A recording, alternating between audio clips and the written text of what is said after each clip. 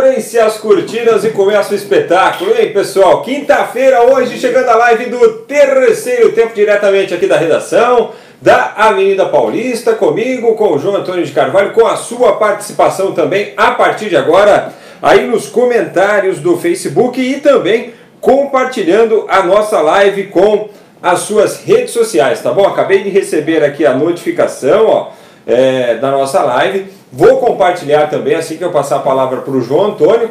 Você que está aí nos acompanhando desde o princípio, ó, o Jorjão já está por aqui. Hoje está feliz da vida. Hoje eu estava esperando começar, não vi a hora de começar.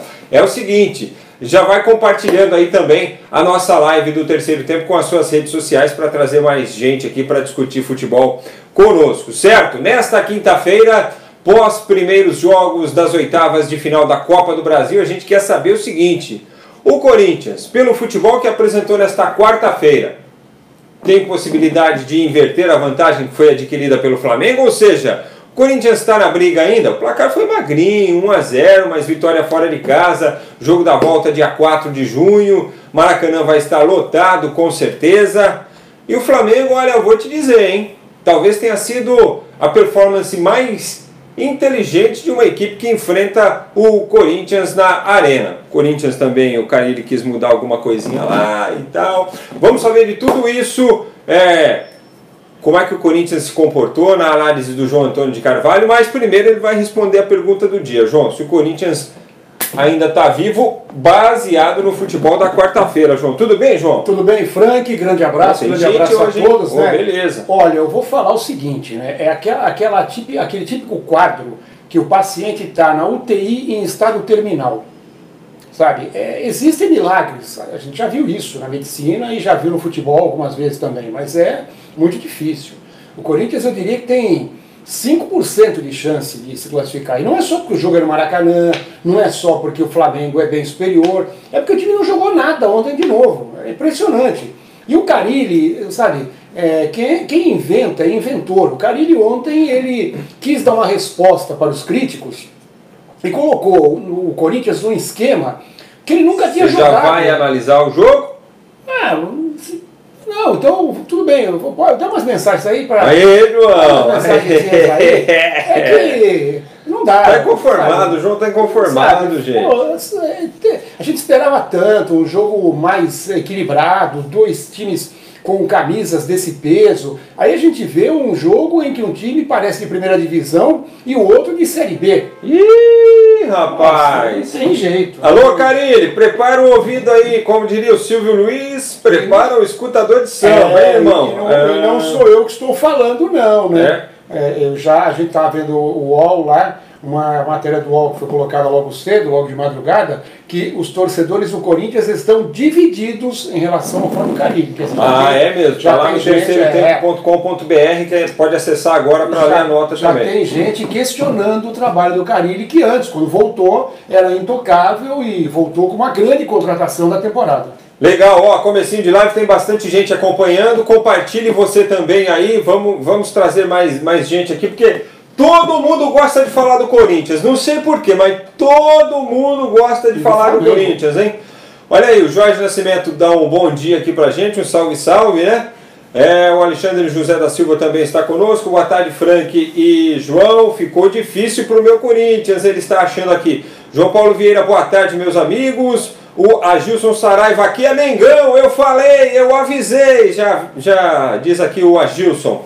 Ronaldo Júnior, boa tarde ao Júnior de Charqueadas, no Rio Grande do Sul.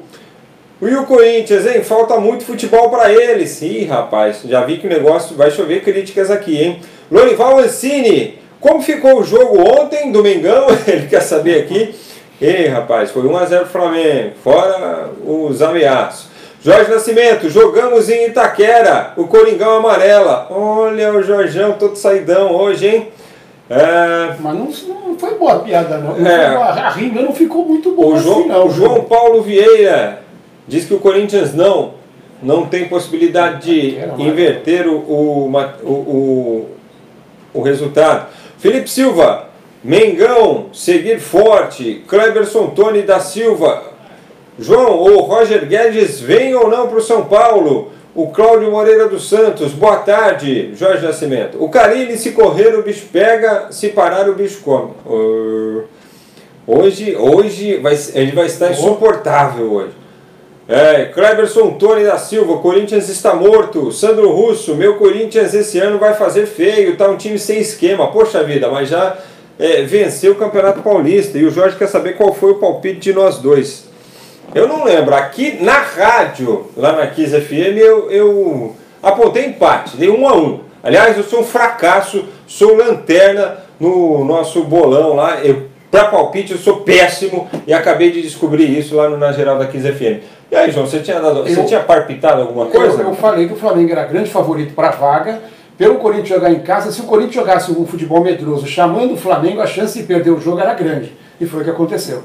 Bom, vamos lá, João. Alguém falou aqui, ó, Corinthians está morto, que o Carille está inventando coisas, o João. E aí? Agora, senta a pua, vai, fala mesmo do Corinthians. O Corinthians nunca tinha jogado nesse sistema que jogou ontem, com 2 centroavantes. Quer dizer, não é que não jogou, jogou em alguns momentos de partida, segundo tempo, quando o time estava precisando mudar uma coisa ou outra, quando estava perdendo um jogo, mas começar jogando contra um time poderoso como o Flamengo, o Carille arriscou demais. Ele jogou com um volante só, o Ralf, colocou o Sornosa como segundo volante, tentando dar um pouco mais de passe no meio campo do Corinthians, só que aí o Sornosa entrou com a obrigação de marcar. Então ele não ficou com espaço para receber a bola e fazer esse tipo de jogada. E aí o Corinthians, sem um armador, ele viveu de quê? De lançamentos em profundidade. E que a zaga do Flamengo ontem se deu bem, marcou bem. Então ele tinha pela direita o Matheus Vital, pela esquerda o Cleison, tentou inventar um esquema que no ano passado deu certo, na última vez que ele esteve no Corinthians, um esquema aí com 4 jogadores, um pouco mais no meio e mais 2 adiantados. Só que os 2 adiantados dele que ele jogou com os 2 na área. O esquema dele era diferente. O esquema dele era com 4 jogadores no meio, 4, 2 volantes. 4-1-2-2. Ele joga quando ontem. Ontem ele jogou com basicamente com 2 jogadores na cabeça de área, né? O Sornosa voltando, e jogou com mais 2. Tentando 4-1-3-2. 4-1-2-2. 4-2-2-2, sei lá. 4-1-1-2-2, porque o Ralf é o primeiro volante mesmo. Daqui a pouco ele vai fazer um time de número de telefone. Não, o nosso amigo falou assim, que o Corinthians não tem esquema, o que não falta no Corinthians é esquema. O Sandro Russo. O que não falta no Corinthians é esquema, só que nenhum deu certo ainda. O Carille já tentou uns 15 esquemas no Corinthians e nenhum deu certo. Então, eu não sei se aí o problema são os jogadores ou se também tem a parcela do treinador. Então, ontem, ele colocou 2 atacantes enfiados, o Wagner Love e também o Bocelli. O Wagner um pouquinho mais atrás, a tentativa era essa, como se fosse um armador, já que o Sornosa era o segundo volante. Só que não deu certo. O Flamengo dominou o jogo completamente. E desde o início, o Corinthians deu sorte de perder por 1-0 só. E o Carille é engraçado, né, João? Você está falando aí, eu estou me lembrando da última entrevista dele, que ele falava do posicionamento do Cleison, que a chegada do Everaldo poderia dar a opção dele usar o Cleison numa outra função, mais por dentro. Quando eu vi a escalação ontem, eu falei, acho que ele vai colocar ou o Cleison ou o Matheus Vital por dentro e deixar o Wagner aberto, né? Mas não foi, é engraçado que os caras falam uma coisa e ele não faz nada do que fala. O Corinthians ficou uma maçaroca, na verdade. É estranho, e aí, por exemplo, o Flamengo tinha o Arrascaeta, que não fez um grande jogo, o Diego entrou muito bem no segundo tempo, mas o Arrascaeta é um jogador perigoso, então o Fagner não podia descer tanto.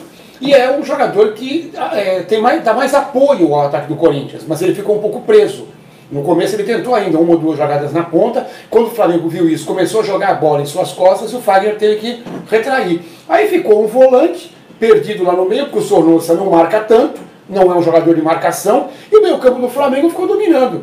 Porque o Corinthians tinha 2 jogadores meio que abertos, como o Frank disse, nenhum dos 2, nem o Cleison, nem o Matheus Vital, veio para fechar o meio, para tentar armar alguma coisa pelo meio, e o Wagner Love e o Bocelli lá batendo cabeça com as bolas que eram erguidas na área, e que não tinha um Gustavo, que é especialista nesse fundamento. Então o Flamengo jogou como quis, o Flamengo jogou com tranquilidade, com ele já jogando muito, roubando bola e distribuindo, porque aí é que está o segredo do jogo, né? Você tem a bola, você rouba a bola e você sai com ela com qualidade no passe, que é o que faz o Coelho, Bom, o ataque do Flamengo a gente já disse, é maravilhoso. Bruno Henrique se deslocando sempre nas costas da defesa. O Gabigol a mesma coisa. Então o Flamengo deu um passeio. E o Corinthians teve 2 ou 3 chances em chutes de fora da área. Uma do Jadson, uma do Pedrinho que desviou na zaga. Mas as grandes chances do jogo... Isso depois do 1x0 já. Depois do 1x0. Mas as grandes chances do jogo foram do Flamengo. Aquela do Everton Ribeiro que deu 2 dribles desconcertantes. O Bruno Henrique perdeu chance no segundo tempo. Então, o resultado mais justo, no mínimo, seria um 2x0 para o Flamengo. Isso no mínimo, que podia ser até mais. Então, com esse futebolzinho, com esse esquema medroso, que eu não sei porque cargas d'água, o Carlinhos tomou tanta coragem no jogo exatamente que não podia, o Corinthians perdeu o jogo e praticamente está fora. Acho que é muito difícil o Flamengo, o Corinthians, com esse time, com um time limitado, o Corinthians ir até o Maracanã e conseguir a classificação. Olha o Júlio Alves, Corinthians nunca tá morto, nunca duvide do Corinthians, é isso aí mesmo. E depois ele manda aqui, Flamengo viúva do Zico. Não precisava apelar também, né? Felipe Silva, Mengão 3x0 no Maracanã. Toma, Júlio, tá respondendo para você aí o Felipe. O Ivan Vela, acho que vascaíno, fala sério, ele tá falando de alguém aqui. O Wallace Alves, caiu em Itaquera, Mengão atropela. Olha, essa é melhor que a do Jorge, hein, Jorjão? Aliás, o Jorge diz assim, assisti ontem pela TV e o Neto ao vivo também, quase morreu o Neto, não vi, rapaz. Wallace Alves, já li. Zé Moraes, tem ninguém questionando. Benedito Reis, boa tarde, sou corintiano, mas sou burro, só milagre, mas não sou burro. Ah, claro, achei que você estava se depreciando, né, Benedito? Então vamos lá de novo. Boa tarde, sou corintiano, mas não sou burro. Só um milagre classifica o timão. Tá levando em consideração a performance de ontem, né? Vanderlei Lira, Corinthians está caindo na realidade que a conquista do estadual camuflou. Time previsível, sem elenco e endividado. O Josias Alves, acho difícil inverter este resultado. Rogério Silva, Palmeiras, ele escreveu aqui. Thiago Dantas, grande João, grande Frank, boa tarde. Legal que os caras metem o pau no Carille, mas a diretoria só pensa em centroavante e volante. Dá 2 meias bons pro cara, aí sim ele pode armar um time ofensivo. É verdade. É verdade, mas por que ontem, então, justamente contra o Flamengo, que é um time poderosíssimo, o Carille foi inventar moda de fazer um esquema absolutamente ofensivo, aquele esquema que é, como dizia antigamente, calça de veludo ou bumbum de fora. Então, a gente está criticando, a nossa função é essa, não tenho nada contra o Carille, eu acho ele um ótimo técnico, teve resultados expressivos com o Corinthians, até com elencos piores do que esse. Mas essa sua volta até aqui não deu resultado nenhum. E ele vem toda hora nas coletivas falando, estamos testando os esquemas para ver qual é o melhor esquema para o Corinthians. Meu, a gente está em maio. A gente está no meio de maio. A gente está quase no meio do ano. E o técnico vem dar desculpa que está testando para achar o melhor esquema para o time. Em jogo eliminatório de mata-mata também não é jogo para ficar testando, hein? Cá entre nós. Wesley Borges, Palmeiras não tem mundial, essa é nova, hein? Kleberson, Tony da Silva, Frank e João. São Paulo tem um time melhor que o Corinthians atualmente? Vou falar para você, em termos de projeção, eu vejo mais hoje possibilidade do São Paulo ser um time mais regular do que o Corinthians. Se o Corinthians ainda está buscando, ainda está procurando, São Paulo é um time em evolução. O Corinthians é um time que nesse momento está estagnado. Não consegue passar daquilo, pelo menos na minha opinião. Não tô levando em consideração assim, comparar elenco, porque também não fiz esse exercício, certo? Mas quer acrescentar alguma coisa, João? O São Paulo estava também nessa de UTI lá, e depois que o Mancini mudou o São Paulo no Campeonato Paulista, o São Paulo deu realmente uma recuperada. E o São Paulo contratou jogadores que qualificaram bem o time. O Tietchan é um jogador que ele não é decisivo, mas ele é um jogador que é importantíssimo no time. Ele dá velocidade, ele dá ritmo, ele dá dinâmica de jogo. Contratou o Pato, que jogou pouco até agora porque se machucou, mas é um jogador que a gente já falou aqui. Saber jogar ele sabe, e sabe jogar muito. Tem que ver se ele vai ter disposição, vontade para jogar. Então o São Paulo contratou Vitor Bueno, um jogador interessante. Isso que a gente fala do Corinthians, não ter meias, jogadores de meia que são talentosos. O Vitor Bueno é um jogador que atua mais pela meia, mas no São Paulo não teve ainda espaço para ter o Hernanes, que ainda também fisicamente não está 100%. Tem a garotada, o Elinho, o Toró, o Antony, o Pablo que está machucado, mas é um jogador de bom nível. Então eu vejo que o São Paulo hoje, até por nomes, está melhor que o Corinthians. O Gabriel Henrique, todos estão felizes com a derrota do Gigante, kkkk, aproveita até a volta, quem ri por último ri melhor. Ô Gabriel, fica tite não. Gabriel, futebol é assim, amigo. O clube vence, o time vence um jogo hoje, vai esperar até o mês que vem para comemorar, para tirar uma onda e tal. É assim mesmo. Aí a hora que tiver o jogo lá no Maracanã, o Corinthians vence, aí os corintianos deitam o cabelo para cima. É assim mesmo, esquenta a cabeça não. E tem que ver uma coisa, né, o Frank, só ainda falando, projetando já o segundo jogo, sei que está muito longe, né? Mas muita coisa vai mudar até lá. E eu não estou falando de janela, estou falando de convocações.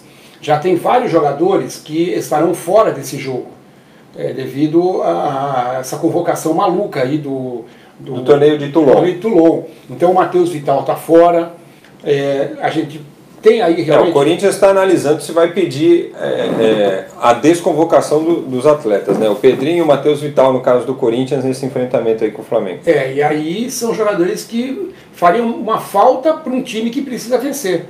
Principalmente o Pedrinho. O Pedrinho, a gente não sabe o que acontece com ele, porque ele não consegue se manter 90 minutos, mas você viu que ele entrou ontem e foi um jogador diferente. Ele é um jogador diferenciado. Tanto que está na seleção. Só que eu não sei que cargas d'água acontece com ele fisicamente, que ele não consegue jogar. Mas o pouco tempo que ele entra, quando ele joga, ele quase faz um golaço. Aquela bola, se o zagueiro do Flamengo não tira, eu não sei se o goleiro, se o Diego chegaria. Não sei se ele ia chegar. Então, quer dizer, naquele momento, o Corinthians jogando mal, sendo dominado pelo Flamengo, Pedrinho podia mudar a história do jogo. Como mudou vários atletas aí de clubes que estão disputando Copa do Brasil ou Sul-Americana estão convocados. Tem o Renan Lodge lá que o Atlético Paranaense já pediu para liberar, e eles convocaram o Renan Lodge, mas queria convocar também o Bruno Guimarães. No Grêmio tem o Matheus também, o Grêmio precisa ver se vai pedir ou não a liberação. O Santos já pediu a liberação do Rodrigo, senão acabou a passagem do Rodrigo no Santos. O Antony do São Paulo também. Porque aí ele faria mais 3 jogos, se apresentaria à seleção, quando voltasse no meio do mês de junho já seria jogador do Real. Então a seleção está acabando com a passagem do Rodrigo no Santos. E o Santos está disputando aí Copa do Brasil. O Antony do São Paulo também acredita que vai ser... Agora uma coisa, foi o Jardine que convocou a seleção, aí ele convoca o Antony, o São Paulo pede a liberação do jogador acreditando que, pelo bom relacionamento que tem com o treinador, ele vai ser liberado. Ora, se fosse para ser liberado, por que convocou então? Será que quem convoca não pensa nas competições que os clubes estão disputando? Aí vai convocar para se sujeitar a uma série de pedidos de desconvocações porque os atletas estão disputando competições? E o que é mais importante para a carreira desses jogadores? Ajudar o time a conquistar uma Copa do Brasil, uma Sul-Americana, um torneio internacional, ou disputar o torneio de Toulon, que ninguém nem lembra mais disso aí, que existe? Falar também. Porque aí é o seguinte, a gente tem juridicamente um instrumento que a gente... E nem data FIFA. Que a gente sempre fala, né? E nem fofa. Outra coisa. Um instrumento, né, que a gente fala que quando existe uma situação, cria uma situação de que todos os outros podem pedir também, né? Claro, então, precedente, né? Tal do precedente. O precedente, cria o precedente. Então, das duas uma, ou a CBF não vai liberar ninguém, vai bater o pé, o que vai estar fazendo uma grande besteira, que já vai começar essa nova era do presidente novo brigando com os clubes, com o caboclo. Ou então, se liberar um, vai ter que liberar todos. Porque todos eles estão no mesmo barco. Todos eles têm jogos pela Copa do Brasil decisivos. Tem jogador internacional convocado também. Jogadores internacionais, mas os jogadores internacionais... Não, do internacional. Do internacional. O Iago. A gente tem aí, os jogadores internacionais, eles já estão em férias, até aí tudo bem. Os daqui não, estão em pleno campeonato Copa do Brasil, uma fase decisiva de mata-mata. Aí a CBF vem e faz isso. É um negócio impressionante, não tem pé nem cabeça. Wallace Alves, tem que respeitar o Mengão. O único que bateu no Corinthians 2 vezes seguidas no Chiqueirão. Primeiro que Chiqueirão é do Palmeiras, certo? Não vai querer agora também... que isso, o Wallace? E segundo, que o Flamengo não bateu 2 vezes no Corinthians em Itaquera. O último jogo aqui, semifinal de Copa do Brasil do ano passado, quem apanhou foi o Flamengo, o Corinthians foi para a decisão, o Flamengo ficou chupando o dedo. Então, calma lá, hein, irmão? Tudo bem que meteu 3 no jogo anterior. Você pulou um jogo aí, viu, filho? Lennon de Oliveira Silva, Copa do Brasil é do Cruzeiro Cabuloso de novo. O Jorge Nascimento lembra aqui que até o Neto disse que dessa vez babau para o Corinthians. Denilson Silva, vai Corinthians. O Carlos Henrique, Corinthians passa nos pênaltis lá no Maracanã. É uma possibilidade. O Wallace Alves diz que o Carille é o pai da retranca. Ai, meu Deus, essa foi boa. Jorge Nascimento, ô João, pega a visão e mostra a Ferrari do Mengão. Não, hoje não tem Ferrari. Alexandre José, o Marcos Micheletti mandou a Ferrari para a oficina. O Carille é paulista, né? É. Ele é o paulista mais gaúcho de técnico que a gente tem hoje em dia. Olha que veneno. O Alexandre José da Silva, Corinthians tem que montar um time para o ano que vem, usar o Brasileirão como pré-2020. Hélio Francioli, é verdade que o Mengo não jogou nada ontem, rapaziada, mas mesmo assim, com a fragilidade do adversário, dava para fazer pelo menos uns 3-0. No Maraca vamos amassar. Chupa a imprensa paulista. Que isso, rapaz, tá despeitado. E ó, eu vou te falar. O Corinthians não criou tanto como poderia, jogando em casa, com teoricamente a responsabilidade de propor o jogo ao invés do adversário, numa competição de mata-mata. Mas eu não acho que o Corinthians tenha feito um jogo de todo ruim.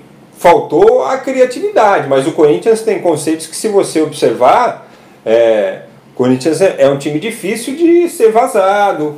Então, assim, tem coisas que são positivas nesse Corinthians. Não acho o Corinthians tão frágil assim, não. O que eu discordo, e veementemente, é da proposta de jogo do Corinthians, entendeu? Essa porcaria de time reativo, essa expressão que chega a ser abominável para um time de futebol, entendeu? Futebol é bola no pé e buscar o gol, e não bola no pé do adversário e eu vou esperar um errinho dele para eu pegar a bola e fazer uma transição rápida e ir lá e matar o jogo. Depois fico...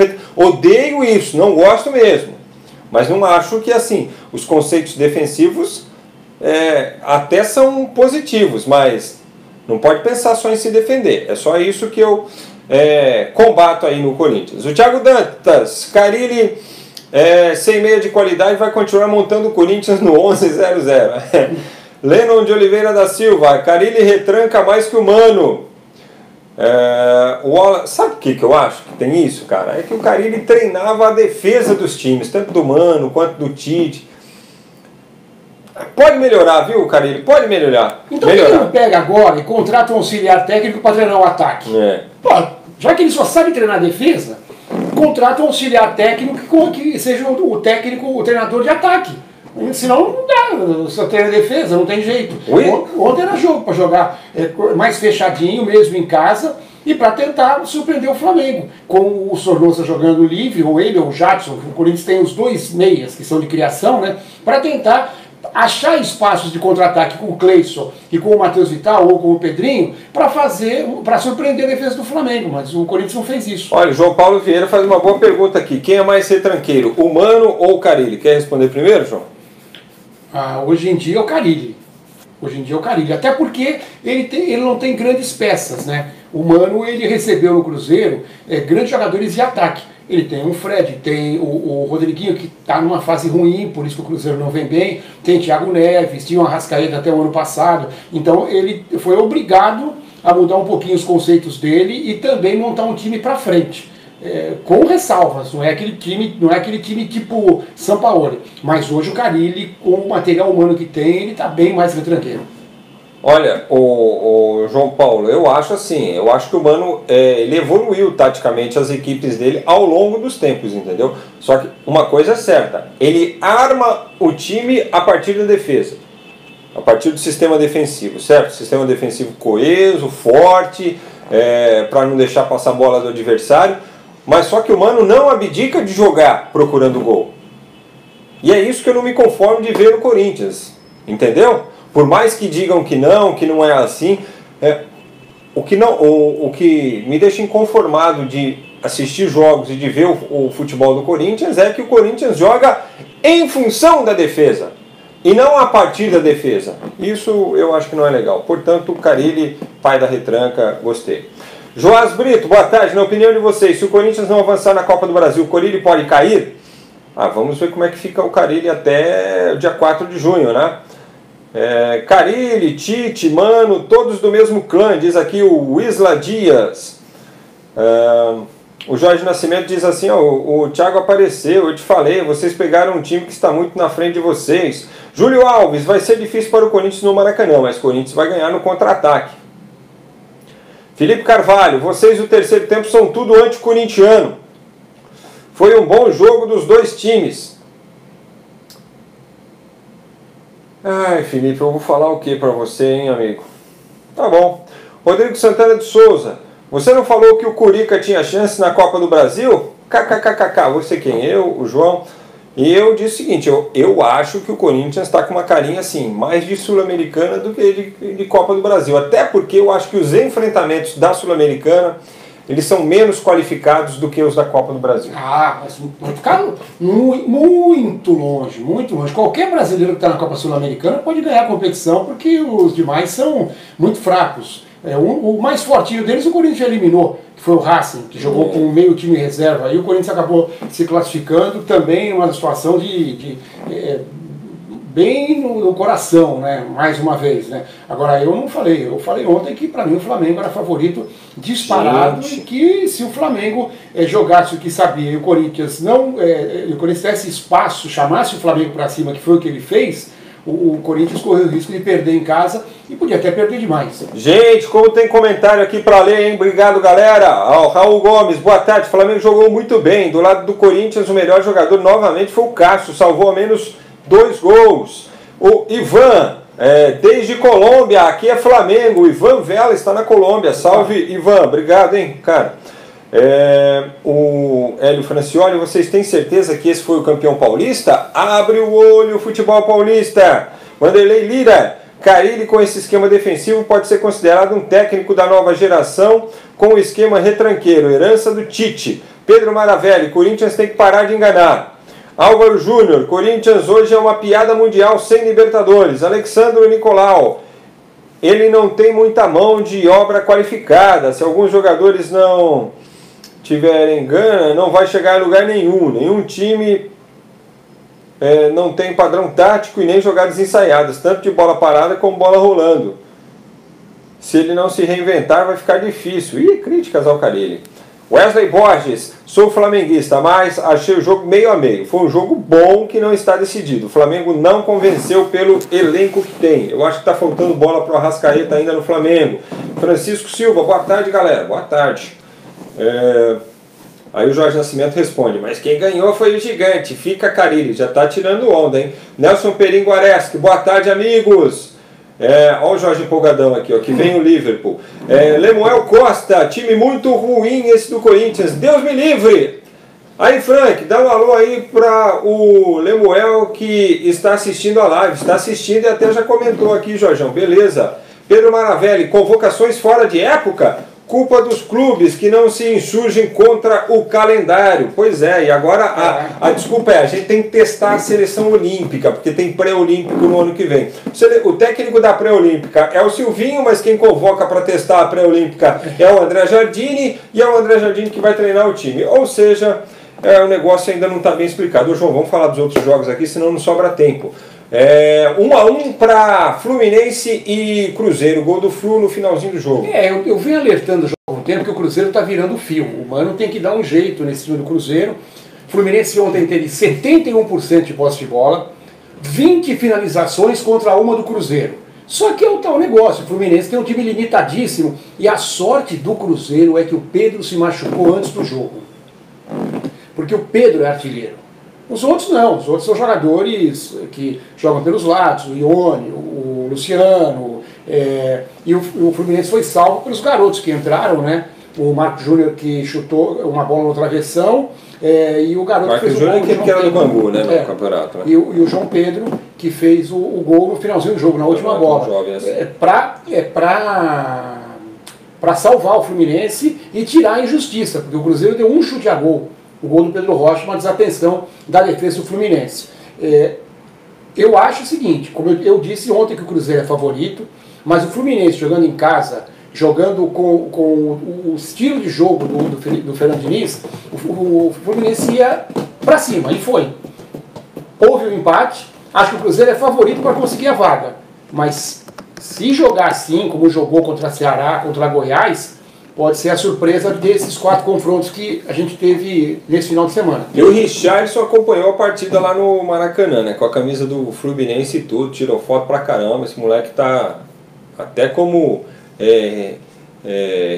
relações públicas, né? Até RP ele tá fazendo bem, esse garoto aí. E para mim a decepção 0-0 de Atlético Mineiro e Santos. Esperava pelo menos gols neste confronto. Mas os dois times eles acabaram perdendo muita chance. O Santos foi melhor no primeiro tempo, envolveu o Atlético, mas tem aquele problema de finalização. E o Atlético não é um time bobo. O Atlético é um time que a gente sabe que tem suas limitações. Não coloca o Atlético como favorito nem da Copa do Brasil, nem do Campeonato Brasileiro, mas jogando em casa. Foi surpreendido no começo, mas depois o técnico do Rodrigo Santana deu uma acertada no time, ele tirou o Giovani, colocou o Casares, aí o Atlético ganhou em movimentação, principalmente chutando bolas de fora da área. Foi um jogo em que a gente não teve... As áreas ficaram sem muita movimentação. O que o Santos chutou também foi de fora da área, o cruzamento, o Atlético, as bolas que bateu todas de fora, com o Luan, com o Elias, com o Casares, e o Atlético foi melhor no segundo tempo. Então o resultado acabou sendo justo, melhor para o Santos, que vai decidir em casa, mas é impressionante quando a gente fala de esquema, como o São Paulo faz um esquema a cada jogo, né? Ele não repete o esquema, de acordo com o adversário, ele muda. Só que aí, é claro, o técnico adversário ele demora um tempo para perceber como que o Santos está jogando. Aí depois ele faz a correção, como fez o técnico do Atlético ontem, e melhorou pro segundo tempo. Ontem ele deixou o Soteldo, o Sanches, todo mundo, Sacha, né, o pessoal que vinha jogar todo mundo no banco. Valdemar da Silva Souza, meu Flusão teve 4 convocados, um deles o Pedro, é verdade. Vanderlei Lira, o Andrés dando favoritismo para o Flamengo, ele está sendo sincero ou é uma tática para tirar o peso de cima dele? É ironia, ele sempre faz isso. Jean Paes, dificilmente reverte, até porque a arbitragem não ajuda o Corinthians quando é contra o Flamengo. Ué, mas tem que ajudar o Corinthians em algum momento? Jean, que isso, rapaz? Tem pessoal que brinca e está dizendo que ontem a arbitragem ficou perdida, não sabia o que é que fazia no jogo, entendeu? Lemuel Costa, no Maracanã, se o Corinthians jogar igual, o jogo vai estar ruim, pode anotar aí. O Jean Paes manda um alô. Pro MC Kekel, grande garoto, assistindo aí a nossa live também. O Anderson Souza, ele é de Paraupebas, no Pará, está ligado conosco. Um abraço para todos aí no Pará. Patrícia Pereira Gonçalves, de Joinville, Santa Catarina, diz o seguinte: Mengão ontem foi superior 90 minutos, não chora aí não, meu camarada. É isso aí mesmo. Valeu, Patrícia, um abraço para Joinville. Raul Gomes, Jorge Nascimento, Josias Jacondino. Como ficou o Santos e Fluminense? Acabamos de dizer, 0-0 Peixão, 1-1 Fluminense e Cruzeiro, certo? E hoje tem Fortaleza e Atlético Paranaense. Uma pincelada rápida, João. Eu acho que o Atlético tem favoritismo porque tem mais time que o Fortaleza, mas hoje não vai ser um jogo fácil. Fortaleza também é um time que se propõe a jogar para frente, embora esteja desfalcado. Não joga o Wellington Paulista, não joga o Chiesa, não joga o Juninho, que já atuaram por outros times na Copa do Brasil, né? Talvez não jogue o Oswaldo, que é um jogador de velocidade, né? Está machucado. Então o Fortaleza vai ter esse problema. O Fortaleza tem um problema de finalização também. Quando o São Paulo dominou o primeiro tempo, teve várias chances, desperdiçou todas e quando a bola do São Paulo caiu no pé do Hernanes, a gente viu o que deu, né? Mas eu ficaria com o Atlético favorito para a vaga por disputar o segundo jogo em casa. Olha aí, o Rodrigo Santana Souza, falem do Palmeiras, que está 27 jogos sem perder no Brasileirão. Amanhã vamos fazer uma análise de Palmeiras e Santos, tá bom? Clássico do sábado à noite no estádio do Pacaembu. E aí a gente fala do Verdão. O Giovani, Ceará, amor, Corica, VAR amigo versus Cheirinho, apito amigo.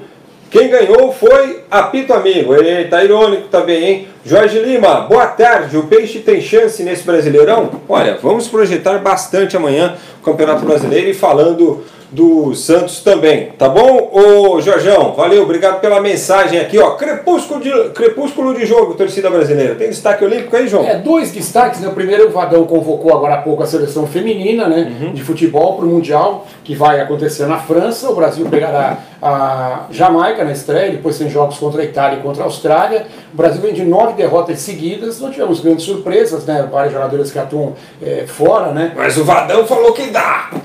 Mesmo assim. O Brasil tem um bom nível. Claro que diminuiu o nível em relação aos demais, porque cresceram muitos países o futebol feminino, né? Então não é mais aqueles 4, 5 que sempre eles é que chegavam lá nas semifinais e tudo. E aí por isso que a chance de medalha era maior, né? Mas vamos torcer, no Brasil tem a Andressa Alves, tem a Ludmilla, tem a Marta, tem a Cristiane, embora as duas já mais veteranas, mas tem a questão da experiência, tem a Debinha, todas essas jogadoras atuam fora do país, Debinha nos Estados Unidos, a Ludmilla no Atlético de Madrid, a Andressa Alves joga no Paris Saint-Germain, então quer dizer, no Barcelona, quem está no Paris Saint-Germain é a Formiga, que dessa vez não vai, né? Ela fez a despedida já, né? E aí vamos ver, vamos torcer, mas a seleção vai bem desacreditada para esse Mundial. Eu vejo que o Brasil vai disputar a segunda vaga do grupo, a Formiga vai também, né? A Formiga vai, foi convocada. Ele falou que convenceu ela. Convenceu a Formiga a ficar mais um ano aí. Ela renovou o contrato com o Paris Saint-Germain e por isso mesmo ela vai também para mais uma Copa do Mundo, né? E eu acho que o Brasil vai disputar a vaga contra a Itália. Acho que a Austrália é favorita no grupo, a Jamaica é um futebol desconhecido e o Brasil vai ter que disputar a vaga com a Itália, a segunda vaga. E no Taekwondo estamos tendo o Mundial da Inglaterra e o Brasil já garantiu a sua primeira medalha hoje. A gente teve 3 lutadores brasileiros, né? O Edival Pontes, o Netinho, ganhou 2 lutas, mas perdeu nas oitavas de final para o Karol Władysław da Polônia, 25-24. Olha o nível da luta, foi realmente uma luta aberta, franca, e o brasileiro, o Netinho, acabou perdendo. A Gabriele Siqueira também ganhou 2 lutas, também caiu nas oitavas para a mexicana Briseida da Acosta por 11-9, também uma luta difícil, muito equilibrada, né? Mas não deu para chegar nas quartas, né? E o Paulo Ricardo de Mello chegou na semifinal contra o Yoon Seo-bai, sul-coreano, na categoria até 54 quilos. E essas lutas ou estão acontecendo agora ou vão acontecer daqui a pouco. As semifinais e a decisão. Mas como ele chegou na semifinal, são 2 medalhas de bronze, ele já garantiu pelo menos a primeira medalha do Brasil no Mundial lá da Inglaterra de Taekwondo. Parabéns para o Paulo Ricardo. Legal. E um abraço aqui para o Jorge Lima e para o Jorge Nascimento. O Jorjão diz assim, viu como é bom quando o Mengão ganha lá e ele fica todo vapor, né? Vamos compartilhar, é isso aí.